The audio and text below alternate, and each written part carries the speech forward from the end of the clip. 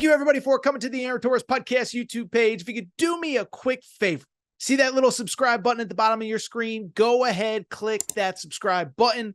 Really does help our channel grow, our audience grow, and I really do appreciate it more than you know. So click that subscribe button. Appreciate your support. Now, here's the video that you came here for. It's really two topics in one because there was one more game of note on Sunday that is worth at least discussing. Indiana Hoosiers playing the Purdue Boilermakers Sunday afternoon at Assembly Hall in beautiful Bloomington, Indiana. Well, I bring it up. Indiana gets the win 73-58. It's certainly worth noting that since Mike Woodson announced his retirement, quote unquote, Indiana has its two best wins of the season at Michigan State and against Purdue. And you want to go ahead and give Indiana a ton of credit here because the bottom line is this is a great win against your big rival. Now, I didn't tweet this because I didn't feel like starting trouble on Sunday, but it is amazing, by the way, how much Purdue is struggling when they don't have the 58-2 foul shot discrepancy like they did in every game last year. But also, credit to Indiana. And by the way, credit to Mike Woodson, who we know will not be back as the coach next year. You know that over the last 4 years that he was head coach, during what is the best era of Purdue basketball probably ever, 2 number 1 seeds, Final Four, national runner-up, Mike Woodson ended up going 4-4 against Purdue. So you want to credit him, but he's moving on. And obviously, look, it's a great win, but it also doesn't change the conversation about what happens now with the Indiana coaching job and who should be next. So we've talked a ton about this puppy. We've talked a ton about all different candidates, Billy Donovan, Brad Stevens early, Dusty May, who obviously signed a contract extension. By the way, for all things Indiana coaching search, make sure to follow our Torres on Indiana Twitter account, Torres on Indiana. Well, I bring it up because everybody's certainly got an opinion on what Indiana should do. And that extends to the coaching fraternity. Okay, so on Friday, I know this sound is a little bit old, but it's a great segment. Rick Pitino was on Part of My Take, obviously, of Barstool Sports. And one thing I'll say about Rick Pitino, you could tell he's feeling himself. You could tell he's swaggy Rick Pitino when he just starts commenting on things that have nothing to do with him. Remember, never forget, a few weeks ago, he was commenting on whether Kentucky fans should boo or cheer John Calipari, was commenting on Mark Pope's first Big Blue Madness a few months ago. I get it. I get he used to coach there. He's got his own team to worry about, whatever. But I bring it up because Rick Pitino was not afraid to weigh in and share his thoughts on who should be the next Indiana head coach. This via Part of My Take. Producer Matt, play the sound. Can I give you my pick? Yeah. Okay. So I'm going to have some people upset at me. If I was the AD at Indiana, and am I friendly with this person? Yes, I am. Do I have a lot of respect for this person? Yes, I do.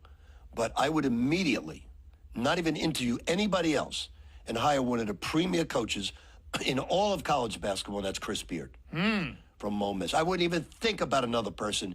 He's perfect for that job. He's a tough, hard-nosed. The years I was sitting out, I got friendly with him because he asked me to, he didn't know me, I didn't know him, to come out and speak to his team. He was at Texas Tech. And I went out and spoke to him, but I watched 2 days of practice. And I always judge a coach by his practices. And I have to tell you that those are some of the best practices and meetings with his team that I've ever witnessed. So now I am a gigantic fan of Chris Beard, and I think he would kill it at Indiana. He'd have him in the top 5 to 7 every single year. Remember, he brought Texas Tech to the championship game and could have won it if that young man didn't hit that from Virginia, that corner shot, great shot that he did hit. So he's a superstar. How about Rick freaking Pitino? Big Rick energy, just not afraid to say exactly what he thinks. Hire Chris Beard. I wouldn't even call another guy. But what I will say is this, is that I think it's easy to dismiss, Rick Pitino's just talking out of his butt. He's doing his Rick Pitino thing where he says whatever's on his mind at any given moment. I think this sound is very notable. I think it's very interesting. And I think it officially speaks to the fact that Chris Beard wants the job.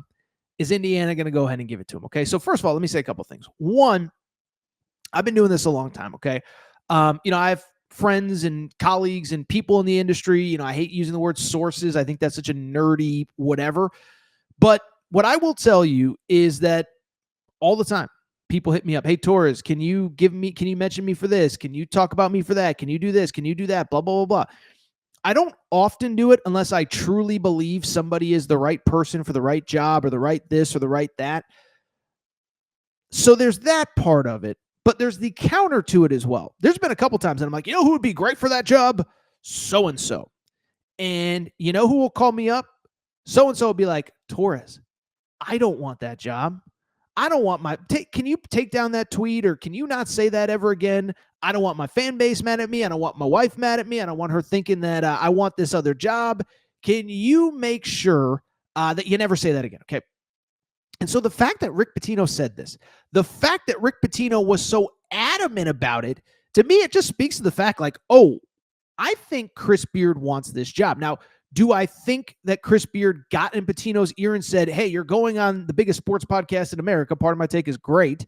You're going on the biggest podcast. Can you figure out a way to mention me? No, I don't think that happened. But I don't think Rick Pitino is a fool. I don't think Rick Pitino would not only list Chris Beard as a candidate, but list him so adamantly if he didn't think Chris Beard wanted the job. And one thing I've said pretty consistently about Chris Beard, listen, what he's doing at Ole Miss is incredible. Ole Miss is a school with basically no basketball history to speak of. I know there's been a couple years here and there, but they're not very good. They're not whatever, okay? And so at the same time, he's not going to retire at Ole Miss. I think he feels like, listen, they gave me another chance. I'm not going to rush out of here. I'm not going to just take another job. But first of all, just look at his history, okay? This was a guy that went to a D2 school, then another D2 school, then he goes to Little Rock for 1 year. Then he takes, don't forget, the UNLV job for a week. Then Texas Tech opens. He leaves for Texas Tech. Then he leaves Texas Tech for an in-state rival in Texas, okay? So this guy is not a lifer anywhere. I think he feels like he has done what he needs to do at Ole Miss. And I'll take it a step further. I stand by what I've said all along. I believe that he was ready to take the Arkansas job last year. People say, why would you take Arkansas? You're in the league, this and that. Remember, he was at Little Rock. He has a lot of ties to that community. And I believe if John Calipari hadn't kind of emerged out of nowhere, I believe he wanted that job. And I believe he probably would have gotten the Arkansas job. Okay. And so to me, I don't think he's a lifer at Ole Miss. I don't think he's not interested in the job. And I do think whether he explicitly told Rick Pitino or not, I do think he wants it. What's also interesting to me, by the way, I think everybody knows this, but why would Chris Beard want the Indiana job? Don't forget, he's never been at Indiana, but he does have ties to Bob Knight. He was Bob Knight's basically right-hand man at Texas Tech when Bob Knight was there. So the ties are there, and I think he wants the job. Now, there's a few other thoughts that I have on this. One, I was thinking this while watching the game. The thing about Chris Beard, which would be interesting if he got this job, he wouldn't be starting from scratch. Now, listen, there's going to be a lot of guys that enter the portal, but Indiana kind of proved on Sunday they got dudes on that roster. Miles Rice was, in my opinion, one of the best players in the portal this last season. Had 12 points, 2 steals, 3 steals, 2 assists on Saturday afternoon. Malik Renew was awesome, 15.6 boards, 4 assists. Trey Galloway's graduating. Some of these other guys are graduating. Mackenzie Mbako, in theory, is going pro. But he would not be starting with an empty cupboard. He would actually have a couple very interesting pieces on that roster. And so you bring in a great coach. You have a couple interesting pieces. To me, it's almost a no-brainer. Now, a couple of you, because I had people send me this clip on Friday, and my answer to the question was, like, what do you think of this clip, is very straightforward. My answer is, I believe Chris Beard is the best coach that Indiana can realistically get. Okay. In other words, try Brad Stevens. He's not coming. Dusty May just signed his extension. You could argue, would Billy Donovan be interested and available? Maybe. He's been out of college basketball a long time. Chris Beard is winning and winning big everywhere he goes, including at Ole Miss. Okay. And so I had some people like, well, why wouldn't you hire him? It's like, well, we know what happened previously. We know he was arrested. We know the charges were dropped. And to me, listen, Indiana fans, you can have your own opinion. I'm not going to tell you how you should feel. But to me, you just got to win, man. You just got to freaking win. Like, it's 2025. You haven't been to a Final Four since 2002. My personal opinion is you go get the best coach. And if there's a little bit of a checkered background, there's a little bit of a checkered background. I don't really care. I just want to win if I'm an Indiana fan. And if you feel different, that's absolutely your prerogative. But to me, it's like winning washes away a lot of stuff, right? I mean, look at Rick Pitino at St. John's. Look at Will Wade. People are lining up to hire Will Wade this offseason. I promise you that. So I could go on, but to me, it's incredible sound, an incredible story. And I think this speaks to the fact that Chris Beard wants this job.